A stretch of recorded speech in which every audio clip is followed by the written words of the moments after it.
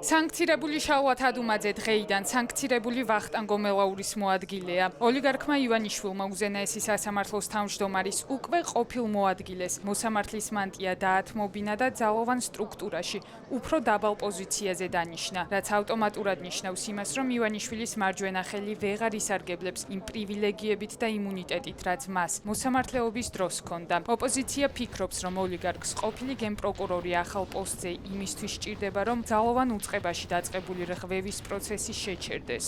ივანიშვილს შერჩა გვერდით მხოლოდ და მხოლოდ სანქცირებულები და უდიპლომოები და ამ არეალში ტრიალებს თანამდებობის პირებთან მიმართებით.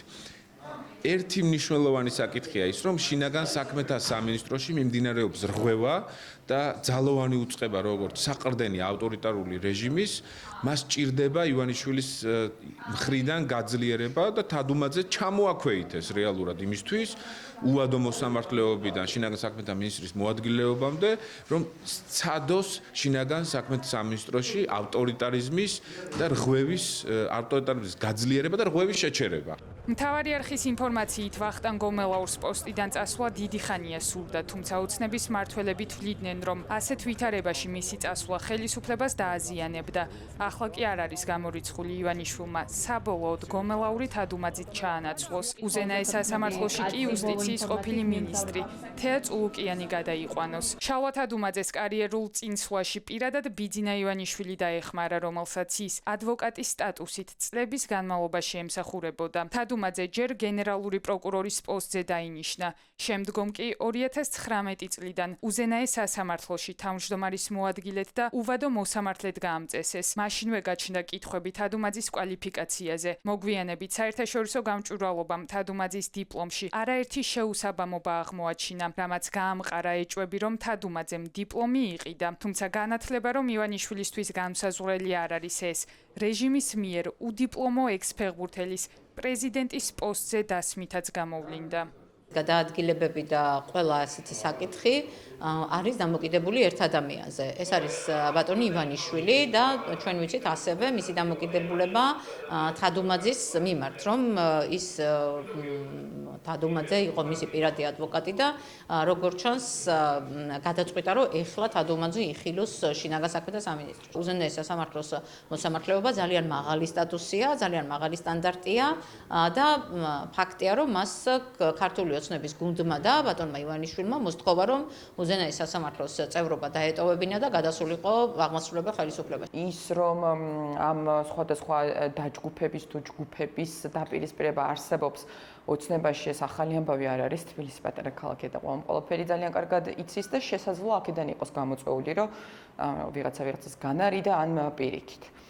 შალვა თადუმაძე ქართული დემოკრატიის ძირის გამოთხრისთვის დასანქცირებულია ლიეტუვის მიერ. ეს გადაწყვეტილება ლიეტუვამ რამდენიმე კვირის წინ მიიღო. მაშინ თადუმაძე დაიმუქრა, რომ ლიეტუვის წინააღმდეგ სარჩელს ევროპულ სასამართლოში შეიტანდა. გომელაურის ახალი მოადგილე სატელეფონო ზარებს არ პასუხობს.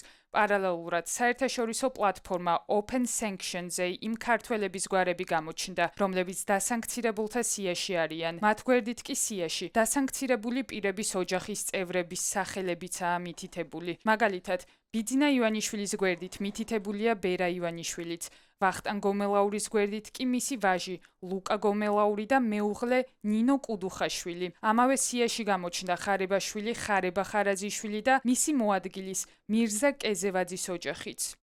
თუ კი აქვს საუბრობთ მაგალითად მაგნიცკის სიაზე, ხომ, ამ შემთხვევაში რა თქმა უნდა, იმ პირების ოჯახის წევრებიც, რომლებიც მაგნიცკის სიაში არიან შესულები, პოტენციურად მათზე მეორადი სანქციების გავრცელების, ასე ვთქვათ, საფრთხე არის ძალიან დიდი და არაპირდაპირ, რა თქმა უნდა, ისინიც ხვდებიან ამ სანქციებში, ხომ? როდესაც საუბარი ამ შემთხვევაში ბიძინა ივანიშვილზე, იქ კონკრეტული გამონაკლისები ჯერჯერობით მასთან მიმართებით არის დაშვებული, ხომ? აქ საუბარი არის მისი კონკრეტული ქონების და მისი ანგარიშების გაყინვაზე, თუმცა რა თქმა უნდა კიდევ ერთხელ ის პირები, რომელიც მისი ოჯახის წევრები არიან და რაღაცნაირად არიან დაკავშირებულები მასთან ან მის კომპანიებთან, ამ პირების ჩამოთვლა აი ამ პლატფორმაზე ხდება იმისთვის, რომ მათ შორის საზოგადოებასაც ჰქონდეს ინფორმაცია, ვინ არის დაკავშირებული. სავარაუდოდ უახლოეს დღეებში დასავლეთი დამატებით ზომებს მიიღებს და ქართულ ოცნებაზე წნეხის ბერკეტს გააძლიერებს. საქართველოს ყოფილი ელჩი საფრანგეთსა და მონაკოში გოჩა ჯავახიშვილი, რომელმაც თანამდებობა პროტესტის ნიშნად დატოვა, აცხადებს, რომ პარტნიორები აბსოლუტურად ყველა ვარიანტს განიხილავენ ქართული ოცნების შეცვლილი კურსის შემოსაბრუნებლად. მე ვისთანაც მაქვს უშუალოდ კონტაქტი ეს უბრალოდ ნაცნობობით და მეგობრული ურთიერთობიდან გამომდინარე, მე მართალი რომ გითხრათ, ყველა მიიჩნევს, რომ ეს საქმე ძირითადად არის ჩვენი ქართველი ხალხის გასაკეთებელი, ქართველმა ხალხმა ბუნებრივია ისინი დემოკრატიულ სახელმწიფოებს წარმოადგენენ და თუ დადგინდა თუნდაც არჩევნების, ახალი არჩევნების შედეგად თუ უმრავლესობა მართლაც დაადასტურებს, რომ ევროპული კურსისგან გადახვევა არის ქართველი ერისნება, ისინი ფიქრობენ, გაოცებულები ამბობენ, როგორ 80%-მა მოსახლეობისა მკვეთრი ხარდაჭერა გამოხატა და ასე უცებ რანაირად შეიძლება რომ ქვეყანა უხვევდეს ამ გზიდან. ბუნებრივია რომ გაგრძელდება კიდევ ფიქრობენ საფრანგეთშიც ფიქრობენ როგორ შეიძლება კიდევ რა ზომებით შეიძლება ქვეყანას დაანახონ ის ცუდი ალტერნატივა რა შეიძლება მოყვეს ამ პარტნიორობის გაწყვეტას. სანქციების ყველაზე მძიმე პაკეტი ჯერ კიდევ წინაა. ოპონენტები ფიქრობენ, რომ თუ ივანიშვილის რეჟიმი კომპრომისზე არ წავა, შეერთებული შტატები უფრო ხისტ პოზიციას დაიკავებს და პერსონალურად ოლიგარქს არანაირ სივრცეს ლავირებისთვის აღარ დაუტოვებს. ანუ ოლიგარქს და მთელ მის ოჯახს აქტივების ქონებისა და დაგროვებული ფულის გარეშე დატოვებს, რაც ივანიშვილისთვის უმძიმესი დარტყმა იქნება. მშვიდობის ღირსების არჩევნები არის ერთგვარი რეფერენდუმი, სადაც